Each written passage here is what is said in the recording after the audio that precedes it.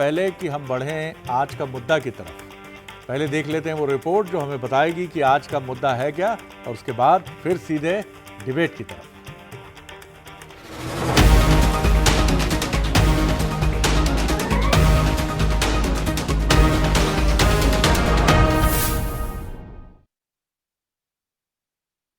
ये भावना है कि हमारे कार्यकर्ताओं में ये आशा जगे कि ये हमारी विधानसभा हमें वापस लेना।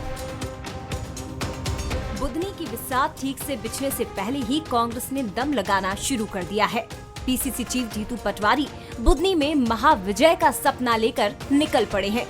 रविवार को जीतू ने पूरे लाव लश्कर के साथ बुधनी में अभियान चलाया। पीसीसी चीफ 29 नेताओं के साथ केंद्रीय मंत्री शिवराज सिंह चौहान के गढ़ बुधनी पहुंचे। जीतू पटवारी कार्यकर्ता समागम में शामिल हुए और कार्यकर्ताओं के साथ टिफिन पार्टी की। कांग्रेस अध्यक्ष ने मंडलम सेक्टर बूथ प्रभारियों, कांग्रेस पदाधिकारियों और कांग्रेस नेताओं के साथ संगठनात्मक बैठक भी की। इस दौरान जीतू पटवारी ने बुधनी को कांग्रेस का गढ़ तो बताया ही, साथ ही टिकाऊ कार्यकर्ता को टिकट देने के संकेत भी दिए। बुधनी विधानसभा असल में कांग्रेस का गढ़ है। समय परिस्थिति काल, चूंकि यहाँ के मुख्यमंत्री थे, स्वाभाविक जनता का झुकाव उनकी तरफ हुआ है, पर यहाँ की सोच विचार, यहाँ आइडियोलॉजी कांग्रेस की मजबूत और अच्छी है। तो ये मैसेज, ये भावना है कि हमारे कार्यकर्ताओं में ये आशा जगे कि ये हमारी विधानसभा हमें वापस लेना। कांग्रेस पार्टी पूरी टिकाऊ है, जब भी तो देश को आजाद कराया, जब भी तो मजबूत किया, तभी तो विपक्ष की भूमिका निभा रही है। कभी कांग्रेस पार्टी में मजबूत और टिकाऊ लोगों की ही संभावनाओं को देखा जाता है। पीसीसी चीफ जीतू पटवारी कांग्रेस कार्यकर्ताओं को जीत का मंत्र देने बुधनी पहुंचे थे। पटवारी ने कार्यकर्ताओं में जोश भरने के साथ ही उपचुनाव को लेकर कई बिंदुओं पर चर्चा की। वहीं जीतू के जोश और दावों पर बीजेपी ने चुटकी ली है। खूब खाएं, खिलाएं, टिफिन पार्टी करें, कोई दिक्कत नहीं, मौजा ही मौजा है, फुर्सत खूब है। कांग्रेस का गढ़ किसी जमाने में तो पूरा प्रदेश और देश रहा करता था, पंच से लेकर प्रधानमंत्री तक कांग्रेस का बना करता था। लेकिन श्रीमान जीतू पटवारी जी, जब आप स्कूल में पढ़ा करते थे तब की बात कर रहे हैं। 90 के दशक से भारतीय जनता पार्टी लगातार वहां से जीतती आ रही है और फिर जीतेगी। मैंने कहा 1 लाख से कम अंतर से जीत में हम मानने वाले नहीं हैं। बुधनी में कांग्रेस को 1998 में आखिरी बार जीत मिली थी। उस वक्त देव कुमार पटेल ने ये सीट कांग्रेस की झोली में डाली थी। तब से कांग्रेस यहाँ जीत की बाट जोह रही है। अब एक बार फिर से बुधनी की बिसात बिछनी शुरू हो चुकी है, जिसमें जीतू को जीत की आस नजर आ रही है। तभी तो पटवारी अपनी पलटन के साथ पूरे मनोयोग से बुधनी विजय के मिशन में जुटे हुए हैं। नमस्कार, आज का मुद्दा में आपका बहुत बहुत स्वागत है और मैं हूं शरद द्विवेदी। और आज का हमारा मुद्दा है बुधनी की बिसात, जीतू को जीत की आस। आखिर जीत की आस किसे नहीं होती? उम्मीद पर ही तो दुनिया कायम है।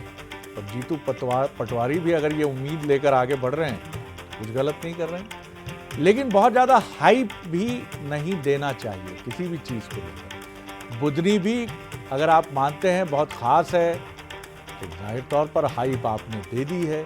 और अगर आप इसको इस तरह मानते हैं जैसा कपिल देव ने 83-82 के वर्ल्ड कप के समय कहा था कि ये एक सामान्य मैच है, फाइनल है, भूल जाइए, उतरिए, खेल का आनंद लीजिए, अपना बेस्ट देने की कोशिश कीजिए, आराम से सोइए। जब रात को एक दिन पहले, मैच के एक दिन पहले की रात खिलाड़ियों ने कपिल पाजी से पूछा था कि पाजी क्या करना है जी कल के मैच में, तो कपिल साहब का ये मत। ये भी एक बड़ी इंपॉर्टेंट बात है। चलिए देखते हैं पहले बंसल न्यूज़ के सुलगते सवाल। क्या टिकाऊ उम्मीदवार के सहारे बुधनी की बिसात जीत पाएंगे पटवारी? दूसरा सवाल, क्या बुधनी को कांग्रेस का गढ़ बताकर कार्यकर्ताओं में जोश भर रहे हैं जीतू? और क्या शिवराज के गढ़ में पूरी होगी जीतू पटवारी की आस? ये वो 3 सवाल हैं। मिलिए उन मेहमानों से जो हमारे साथ हैं। मेरे साथ स्टूडियो में है अजय सिंह यादव, युवा नेता प्रवक्ता हैं भारतीय जनता पार्टी के, बहुत स्वागत है उनका। साथ ही हैं Manoj Saini, executive editor political राजनीतिक मामलों के, उनका बहुत स्वागत है। और साथ ही जुड़ रहे हैं हमारे संतोष गौतम जी, मुखर प्रवक्ता हैं, सीनियर लीडर हैं कांग्रेस के, उनका बहुत स्वागत करता हूं। आप सभी को जन्माष्टमी की, कृष्ण जन्मोत्सव की बहुत शुभकामनाएं। मनोज, आप ही की तरफ ये सवाल लेकर, क्या कांग्रेस एक दबाव महसूस कर रही है बुधनी को लेकर? बार बार बुधनी में मंडलम, सेक्टर, पूर्व विधायकों की नियुक्ति, वर्तमान विधायकों की नियुक्ति, ये दबाव आप क्यों ले रहे हो? बीजेपी तो खामोश है, चुप है, कोई बड़ी हाइप नहीं है। आज ज़रूर बीजेपी की तरफ से रजनीश अग्रवाल कह रहे हैं 1 लाख से कम से नहीं जीतेंगे, लेकिन बीजेपी की बॉडी लैंग्वेज जिस तरह की, कांग्रेस की बॉडी लैंग्वेज में ये है कि हम बुधनी जैसे बिल्कुल दृढ़ प्रतिज्ञ हैं। आखिर आप इस तरह की बॉडी लैंग्वेज के साथ, ये ठीक बॉडी लैंग्वेज है? देखिए, मुझे लगता है ना वहाँ टिकाऊ की ज़रूरत है ना बिकाऊ की ज़रूरत। वहाँ एक मजबूत उम्मीदवार की ज़रूरत है और कांग्रेस को उस पर काम करना चाहिए। आखिर कौन वो मजबूत उम्मीदवार होगा? हमने पिछले विधानसभा और लोकसभा के चुनावों में देखा, भारतीय जनता पार्टी ने एक नया प्रयोग किया और लंबे अरसे पहले अपने प्रत्याशी घोषित कर दिए। यदि आपको वहाँ जाना है तो आप अपना प्रत्याशी घोषित कर दीजिए, उसके साथ काम शुरू कर दीजिए, क्योंकि ये तो तय है कि वहाँ उपचुनाव होना है, मुझे ऐसा लगता है। लेकिन जहाँ तक बात है कि बहुत हाइप कांग्रेस दे रही है, शरद जी देखिए, बुधनी ऐसा है जिसे शायद कांग्रेस के भीतर के लोग भी ये मान रहे होंगे कि ये वो सीट है जिसको लाना बड़ा मुश्किल होगा, क्योंकि भले शिवराज सिंह चौहान नहीं है, लेकिन जहाँ तक मुझे खबर है कि उसकी जीत की जिम्मेदारी तो शिवराज जी के पास ही रहेगी। और इसलिए आप देखिए, अभी तिरंगा यात्रा और तमाम तरह की यात्राएं दिखाई दी तो शिवराज जी केंद्रीय मंत्री होने के बावजूद वहाँ ज़्यादा नज़र आए मुझे, और रैलियां भी निकाली उन्होंने उसी क्षेत्र में। अब वहाँ से ना तो उनको लोकसभा का चुनाव लड़ना है, ना ही विधानसभा का चुनाव लड़ना। जाहिर है कि ये सब भारतीय जनता पार्टी की रणनीति का हिस्सा होगा। लेकिन जीतू पटवारी जो बार बार वहाँ पहुँच रहे हैं, तो एक मैसेज जरूर कार्यकर्ता में ये वो कर पाने में शायद सफल हो रहे हैं कि नहीं, हम बैठने वाले नहीं हैं। और इसकी ज़रूरत भी है कांग्रेस के भीतर, क्योंकि कांग्रेस होता ये है कि चुनाव उस तरह नहीं लड़ पाती जिस तरह भारतीय जनता पार्टी लड़ती है। पर फिर भी मैं ये कहूँगा कि सबसे महत्वपूर्ण बात यह है कि आप अपना उम्मीदवार कौन लेकर आ रहे हैं। ये तो है नहीं कि वो सीट कांग्रेस के पास नहीं आई, कांग्रेस के पास लंबे अरसे तक रही, कई बार कांग्रेस वहाँ से जीती है। लेकिन शिवराज जी का चेहरा बड़ा था, वहाँ से मुख्यमंत्री को लोग वोट किया करते थे, और जीतू पटवारी और कांग्रेस को यही उम्मीद है कि इस बार जो वोट पड़ेगा वो मुख्यमंत्री को नहीं पड़ेगा, भारतीय जनता पार्टी के किसी उम्मीदवार को पड़ेगा। अजय जी, अभी बीजेपी दावा तो कर रही है कि 1 लाख से कम की जीत वहाँ तय नहीं है, प्रत्याशी अभी आपका भी तय नहीं है, और प्रत्याशी निश्चित तौर पर, मैं सिंधिया जी का वो बयान जो कांग्रेस में रहते हुए उन्होंने 2017 के आसपास दिया था, तब के विधानसभा चुनाव के पहले, मैं कभी नहीं भूलता। उन्होंने कहा था कि शरद जी, एक समय था कि जब पार्टी 80% इम्पॉर्टेंट होती थी, but nowadays things are totally change, और अब प्रत्याशी बहुत महत्वपूर्ण है। और आपने देखा लोकसभा इलेक्शन 2024 में कि प्रत्याशी कितना महत्वपूर्ण था, कितने महत्वपूर्ण कई हमको उलटफेर देखने को मिले, और यही वजह है कि प्रत्याशी हमेशा महत्वपूर्ण है। तो आपको भी दमदार प्रत्याशी की तलाश तो ज़रूर ही होगी बुधनी में। देखिए शरद जी, बुधनी हो चाहे विजयपुर हो या मध्य प्रदेश के अन्य भी इलाके हों, भारतीय जनता पार्टी का संगठन 365 दिन लगातार काम करने वाला संगठन है।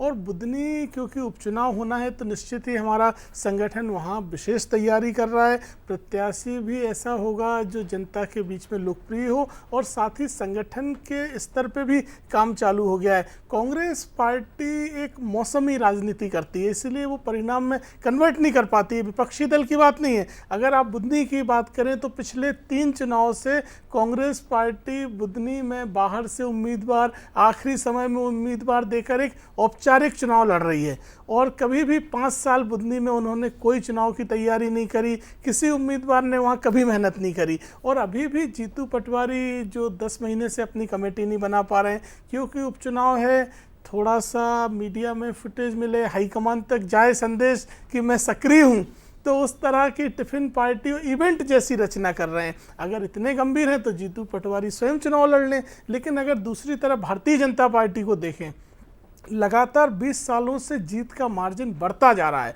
50-60 हज़ार, और पिछले विधानसभा चुनाव में 1 लाख से ऊपर का मार्जिन, और लोकसभा चुनाव में शिवराज जी की बढ़त 1.5 लाख को पार कर गई। तो ये बताता है कि जनता का विश्वास लगातार भारतीय जनता पार्टी के साथ बना है। हम कहते हैं कांग्रेस पार्टी का स्वागत है वो चुनाव लड़ें, लेकिन जनता की अपेक्षाओं पर खरी भारतीय जनता पार्टी उतरी है, इसीलिए जनता का आशीर्वाद मिला है। और रजनीश जी ने जो बात कही बिल्कुल सही है, भारतीय जनता पार्टी 1 लाख से ज़्यादा मतों से निश्चित ही बुधनी में जीतेगी। हमारा संगठन और एक एक बूथ का कार्यकर्ता काम कर रहा है और चुनाव के लिए तैयार बैठा है। जब भी चुनाव होगा कार्यकर्ता मैदान में होगा।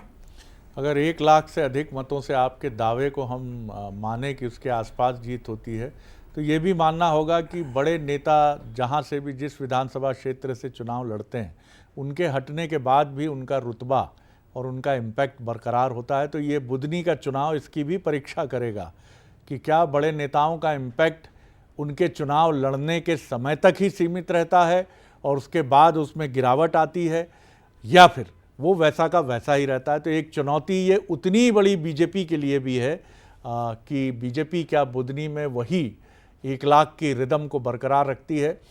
संतोष जी, एक अंतर तो है, निश्चित तौर पर बीजेपी साल भर चुनाव की तैयारी करती है, 5 साल चुनाव लड़ने के मोड पर रहती है, और भले ही बुधनी का प्रत्याशी अभी दोनों पार्टियों ने घोषित नहीं किया है, लेकिन मैं विश्वास से ये बात कह सकता हूँ कि बीजेपी में लगभग 99% या उससे कुछ अधिक भी मैं कह सकता हूँ कि प्रत्याशी का नाम पार्टी के अंदर खाने में स्पष्ट है। जी, एक बात तो बिल्कुल स्पष्ट है कि कांग्रेस पार्टी पिछला चुनाव बुधनी में बहुत लंबे मार्जिन से हारी थी, इसमें कोई शक नहीं है। लेकिन बुधनी में भी वही इम्पैक्ट हुआ था जो पूरे प्रदेश के किसानों पर हुआ था।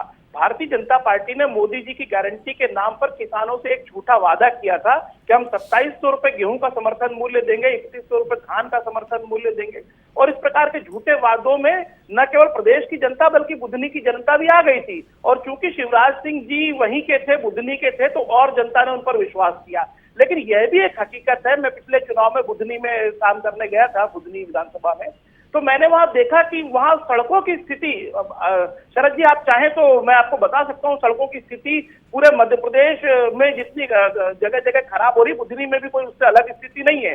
बुधनी विधानसभा में इतने साल मुख्यमंत्री रहने के बाद भी अंदरूनी सड़कें पूरी तरह से बनी नहीं है, जर्जर स्थिति में है। किसानों के पास आय का कोई साधन नहीं है, बेरोजगारी चरम पर फैली हुई है, कोई नए उद्योग धंधे मुख्यमंत्री ने वहां स्थापित नहीं किए। लेकिन उनकी जीत इसलिए होती रही कि वो एक मुख्यमंत्री थे और एक बड़ा नाम था, प्रशासन पूरी तरह से उनके दबाव में काम करता था, पैसे की वहां गंगा बहती थी चुनाव में, ये सब कारण रहे हैं।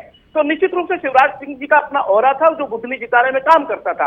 लेकिन अब चूंकि शिवराज सिंह वहां से चुनाव नहीं लड़ रहे हैं, कांग्रेस के पास बुधनी सीट को फिर से हासिल करने का एक अच्छा अवसर है और कांग्रेस पार्टी निश्चित रूप से वहां अपनी पूरी मेहनत कर रही है। और जहां तक जीतू पटवारी जी की बात है कि वो बुधनी क्यों जा रहे हैं, इसको इतना हाइप क्यों दिया जा रहा है बुधनी को, शरद जी बात हाइप की नहीं है। जहां हम एक लंबे अंतर से हारे हो, जहां शिवराज सिंह जी के हाई प्रोफाइल सीट रही हो, हमें अपने कार्यकर्ताओं के बीच में उत्साह वर्धन करने के लिए ऐसे ही प्रदेश अध्यक्ष की जरूरत है जो लगातार जनता के बीच में रह के उनके साथ टिफिन खा रहा हो, उनके साथ ये किसानों की आवाज में आवाज मिला रहा हो कि आपको समर्थन मूल्य नहीं मिला, आपके लिए उद्योग धंधे नहीं मिले हैं। यहाँ से जो चुनाव जीतते जा रहा है वो जरूर मध्य प्रदेश का सबसे अमीर किसान बन गया है, लेकिन यहाँ की जनता आज भी गरीबी के हालातों में जी रही है। आदिवासी अभी दो आदिवासी युवकों को 3 दिन पहले वहां बेरहमी से मारा गया है। तो आदिवासियों की स्थिति में वहां कोई परिवर्तन नहीं हुआ, किसानों की स्थिति में कोई परिवर्तन नहीं हुआ। निश्चित रूप से इन्हीं सब बातों को लेकर बुधनी में इस बार परिवर्तन होगा। देखिए, जब तक जो कहावत है कि सफलता के हजारों माई बाप होते हैं लेकिन असफलता के लिए कोई आपके पास खड़ा भी नहीं होता। जीतू पटवारी जी जिस दिन बुधनी जैसी किसी सीट पर पार्टी के लिए एक अच्छा संदेश लेके आते हैं तो उस दिन बहुत सारी चीज़ें बदलती हैं, लेकिन जब तक ऐसा नहीं होता है, अमरवाड़ा में बहुत क्लोज फाइट हुई और कहीं भी पडला झुक सकता था, इसमें कोई इनकार नहीं है। लेकिन निश्चित तौर पर कई ऐसी भी चीज़ें हैं संतोष जी, मैं समझता हूँ आप पार्टी की मर्यादा के भीतर आप दोनों प्रवक्तागण उस दायरे में लक्ष्मण रेखा की तरह बंधे हैं। मनोज, बात यही है कि बार बार ये बात होती है, कमलनाथ जी ने ये प्रयोग करने की कोशिश की और 2018 में उसके अच्छे नतीजे भी मिले कि आपने पहले ही प्रत्याशी की घोषणा कर दी, और ये कहीं से भी बुरी रणनीति नहीं है, चाहे बीजेपी हो या कांग्रेस हो। जब आप पहले चुनते हैं प्रत्याशी, बाहरी हो या प्रत्याशी स्थानीय हो, आप उसे मौका देते हैं कि जाओ उस क्षेत्र को और करीब से समझो। स्थानीय है तो ज़्यादा सहूलियत है, बाहरी है तो उसको समझने का मौका मिलता है कि ये किस नेचर की विधानसभा है, लोगों का स्वभाव कैसा है। कांग्रेस इस डिसीजन में काफ़ी समय लगा देती है, प्रत्याशी के चयन में बहुत, और कई बार फैसले बदल भी जाते हैं। जैसे अभी जम्मू कश्मीर में बीजेपी का फैसला बदला, एक लिस्ट आने के बाद तुरंत कुछ रद्दोबदल हुई। जी देखिए, वहाँ के समीकरण कुछ जातिगत समीकरण भी है और मुझे लगता है कांग्रेस को इस पर विचार करना चाहिए। अरुण यादव जैसे नेता जब वहाँ से चुनाव लड़े तो भी हार का सामना करना पड़ा, या बाकी बाहरी जैसा अजय यादव कह लेकिन रहे थे। मनोज, ये भी सत्य है कि वो किसी एक जाति की बहुलता वाली सीट बिल्कुल नहीं नहीं। है।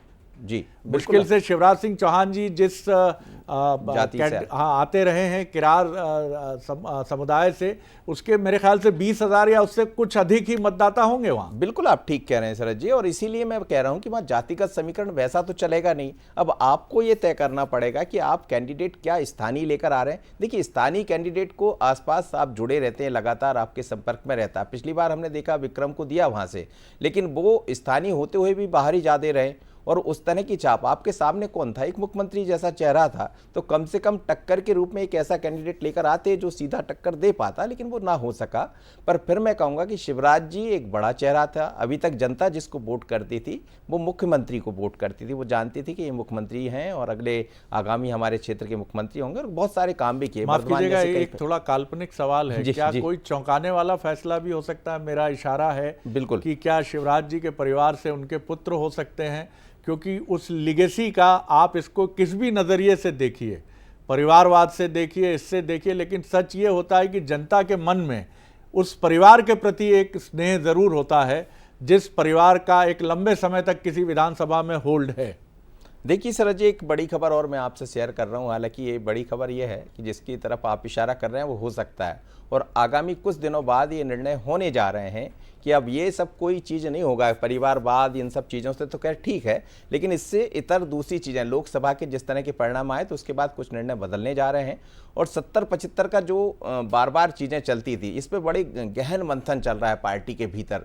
एक आध महीने 15 दिन में कुछ चीज़ें आपके सामने भी होंगी तो वो इशारा साफ कर देंगे, तो बिल्कुल इस बात से इनकार नहीं किया जा सकता। और इसीलिए शिवराज जी बड़े सक्रिय नजर आ रहे हैं और चौंकाने वाला नाम ही वहां से दिखाई देने वाला है। बड़ी खबर दे रहे हैं मनोज, आप बहुत बड़ी खबर दे रहे हैं आप कि पार्टी के भीतर कुछ इस तरह के सैद्धांतिक मुद्दों पर कुछ रद्दो बदल के आसार हो सकते हैं। अभी हम नहीं कह रहे हैं कि कुछ ये तय हो गया, लेकिन निश्चित तौर पर आप जब विचार के लिए बैठते हैं, बिल्कुल सही बात है मैं आऊँ अजय जी की तरफ। तो अजय जी, आखिर कब तक कांग्रेस से ला लाकर कैंडिडेट खड़े करने के बारे में सोचेगी पार्टी?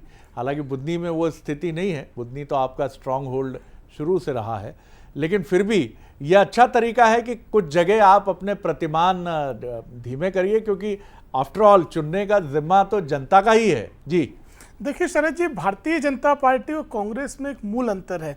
कांग्रेस पार्टी जहां चुनाव में सक्रिय होती है, आज हमारा महासदस्यता अभियान चल रहा है, 65,000 बूथों पे हमारे कार्यकर्ता काम कर रहे हैं। कांग्रेस का कहीं ऐसा कोई अभियान दिख रहा है पूरे मध्य प्रदेश में जहां ये जनता से जुड़ने का प्रयास कर रहे हैं? कहीं नहीं। यही अंतर है। आज कहीं कमी भी है तो जनता उम्मीदों से भारतीय जनता पार्टी की तरफ देखती है, कांग्रेस में तो संभावना भी नहीं देखती है। अगर कहीं जनता को कोई समस्या भी है तो जनता जानती है कि इसको दूर करने की क्षमता केवल और केवल भारतीय जनता पार्टी में, और इसी का परिणाम है जो लगातार रिजल्ट मिल रहे हैं। आप कहते हैं मुख्यमंत्री थे शिवराज सिंह चौहान जी, लेकिन लोकसभा चुनाव में बुधनी में वो जीत का मार्जिन और ज़्यादा बढ़ गया जब वो मुख्यमंत्री नहीं रहे। तो प्रमाणित है कि जनता का आशीर्वाद और विश्वास लगातार बना हुआ है। और दूसरी तरफ कांग्रेस पार्टी का कैडर नहीं है। मैं तो जिनकी जीतू पटवारी जी की टिफिन पार्टी देख रहा था, उसमें तमाम बाहरी चेहरे दिखाई दे रहे थे। क्या क्या दिक्कत है आपके यहाँ? हमें कोई दिक्कत नहीं, हम तो स्वागत करते हैं चुनाव में, लेकिन वहां भी जो चेहरे दिख रहे हैं उनका बुधनी से कहीं कोई लेना देना नहीं है। तो आप औपचारिकता इवेंट जैसी बात कर रहे हैं, लेकिन जनता के बीच में स्पष्ट संदेश है कि भारतीय जनता पार्टी ने बुधनी में काम किया है और आगे भी जो आवश्यकता है तो पूरी की जाएगी। संतोष जी, निश्चित तौर पर मैंने जैसा कहा कि सफलता के हजारों माई बाप होते हैं, तो मुझे लगता है कि आलोचना को लेकर भी एक मजबूत व्यक्तित्व इसलिए होना चाहिए कि आपको भी पता होता है अमिताभ बच्चन की 13 फिल्में एक के बाद एक फ्लॉप हुई थी, 1 दर्जन से ज़्यादा फिल्में, और फिर जंजीर से किस्मत का सितारा बदला, 58 साल की उम्र में फिर उलझा, और उसके बाद तो ऐसा निकला कि 80 तक सरपट दौड़ रहा है। तो यही लाइफ है। आप कैसे देखते हैं कि बुधनी, निश्चित तौर पर मेहनत करना आपका दायित्व है और ये दावा भी आप बराबर कर ही रहे हैं, आपके पार्टी प्रमुख भी ये दावा कर रहे हैं कि फतेह हमारी होगी। देखिए शरद जी, आपने बहुत अच्छी बात की कि सफलता के 1000 माई बाप होते हैं और असफलता के साथ कोई खड़ा नहीं होता। ये बात बिल्कुल सही है। और मैं तो एक बात स्पष्ट कर देना चाहता हूं कि हम तो एक दलगत राजनीति से ऊपर उठकर ये बात कहना चाहते हैं कि अटल बिहारी वाजपेयी जी भी कई बार चुनाव हारे, लेकिन उसके बाद भी भारतीय जनता पार्टी ने ग्रोथ की। हमारे 1977 के चुनाव में इंदिरा जी और संजय जी खुद भी चुनाव हार गए थे, लेकिन उसके बाद उस पार्टी ने राइज किया और 1980 में पूर्ण बहुमत के साथ हमारी सरकार बनी थी। तो कांग्रेस पार्टी के कार्यकर्ताओं में सबसे जो अच्छी चीज देखने में आ रही है कि उनके जज्बे में कहीं कोई कमी नहीं आई है। अभी टिफिन पार्टी में अजय भाई कह रहे थे कि उनको बाहरी चेहरे दिख रहे थे। मैं तो समझता हूं कि अजय भाई पता नहीं कितनी बार बुधनी गए, मुझे नहीं पता। मैं बुधनी में 1 महीने रहा था और पिछली बार मैंने वहां चुनाव प्रचार का काम देखा था, तो उसमें से अधिकांश चेहरे स्थानीय थे। अजय भाई अगर गिन के बता दें, अगर 2-3 नेताओं को छोड़ के कि बाकी कौन से बाहरी चेहरे थे, तो मैं मान जाऊं। देखिए, बैठकर टिप्पणी कर देना बहुत आसान है और जमीन की हकीकत वास्तविक रूप से बता पाना बहुत अलग होता है। मैं साफ कहना चाहता हूं कि बुधनी में हमारी पार्टी का कैडर खत्म नहीं हुआ है, क्योंकि वहां से एक बड़ा चेहरा चुनाव लड़ते आया है, इसलिए बुधनी के परिणाम दूसरे आते होते आए हैं। नहीं तो शिवराज सिंह जी के बारे में कांग्रेस ने जो परसेप्शन क्रिएट किया था वो जनता में फैला था और 2018 में इस कारण हमारी चुनाव आई थी और इस सरकार आई थी। और इस बात से तो भारतीय जनता पार्टी के आज के केंद्रीय मंत्री ज्योतिरादित्य सिंधिया भी इत्तेफाक रखते कांग्रेस की राय से। उन्होंने भी कहा था कि शिवराज सिंह आपके चेहरा जो आपका जो हाथ है खून से रंगे हुए हैं। पूछ लीजिए आप ज्योतिरादित्य सिंधिया से बयान दिए थे कि नहीं। आप भी देखेंगे सोशल मीडिया पर तमाम उनका बयान वायरल होता है कि शिवराज जी आपके हाथ खून से रंगे हुए हैं। लेकिन चूंकि बड़ा चेहरा थे, संसाधनों को वहां खर्च करते थे, प्रशासन उनके इशारों पर काम करता था, कई सारे फैक्टर्स होते हैं जब मुख्यमंत्री लड़ता है। लेकिन इस बार हमको निश्चित रूप से इस बात की सुकून है कि इस बार वो यहाँ से नहीं लड़ रहे। कांग्रेस पार्टी बहुत ही बेहतरीन परिणाम देगी बुधनी में। अजय जी, आप कुछ कहना चाह रहे थे शायद जी? देखिए, ये हमारा विषय नहीं है कि आप किसको लड़ाएं या लड़ाएं। हम तो स्वागत करते हैं बुधनी में, लेकिन आपके स्थानीय चेहरे राजकुमार पटेल स्वयं भोजपुर भाग गए थे चुनाव लड़ने के लिए। ये दिखाता है कि आपकी वहां जमीन समाप्त है। इस पर और बात कर लेंगे, लेकिन इतना तय है कि दोनों ही पार्टियों का फोकस, बीजेपी अपने धैर्य संयम के साथ इंतजार कर रही है और मनोज का कहना है कि हो सकता है कोई सरप्राइज एलिमेंट भी हो सकता है। प्रत्याशी तय कर दिया जी, गोंडवाना गणतंत्र पार्टी ने प्रत्याशी थे और ये काफी दिलचस्प होगा कि गोंडवाना क्या गुल खिलाती है बुधनी में, क्योंकि किसके पक्ष में, क्योंकि ये पार्टियां कई बार वोट कटवा पार्टी हो जाती हैं और वोट काटने वाली पार्टी के तौर पर ये बीजेपी को नुकसान पहुंचाती हैं या फायदा, या कांग्रेस को नुकसान पहुंचाती हैं या फायदा, ये वक्त बताएगा। लेकिन शुभकामनाएं दोनों दलों को है। और आगे देखिए, बहुत धन्यवाद आप तीनों मेहमानों का। और आगे देखिए छत्तीसगढ़ आज का मुद्दा, और छत्तीसगढ़ आज का मुद्दा, इसका सब्जेक्ट है सीबीआई का केस, सामने आएंगे फेस। कौन कौन से फेस होंगे देखिए, बहुत दिलचस्प है आज का मुद्दा छत्तीसगढ़। मुझे दीजिए इजाजत, नमस्कार।